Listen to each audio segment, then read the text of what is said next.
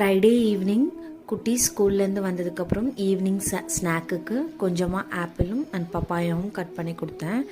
அந்த பப்பாயா வந்து சின்ன வயசில் நானும் ஸ்பெக்ஸ் போடுவேன், இப்போ சாய் போட்டிருக்க மாதிரி. அப்போ அம்மா எனக்கு ரொம்ப கம்பல் பண்ணி கொடுப்பாங்க.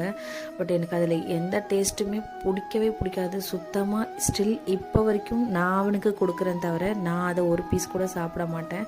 அப்படியே சாப்பிட்னாலும் ரொம்ப கஷ்டப்பட்டு தான் சாப்பிடுவேன். ஏன்னா அந்த பப்பாயா மட்டும் எனக்கு சுத்தமாக பிடிக்காது. சின்ன வயசில் கண்ணாடி போட்டுட்ருக்கேன்னு சொல்லி அம்மா டெய்லியும் பப்பாயா வாங்கிட்டு வந்து கொடுத்துட்டே இருப்பாங்க. பட் அழுதுகிட்டே தான் சாப்பிடுவேன். இந்த நியூ இயர்க்கு அப்புறம் வர ஃபர்ஸ்ட் ஃப்ரைடே இது. ஸோ பக்தி பரவசமாக ஆகிட்டேன். இந்த நியூ இயர்க்கு வந்து பாசிட்டிவிட்டியோட பக்கத்தில் இருக்கிற கோயிலுக்கு ஏதாவது போயிட்டு வரலாம் அப்படின்னு சொல்லிட்டு குட்டீஸை கூட்டிகிட்டு கிளம்பிட்டல.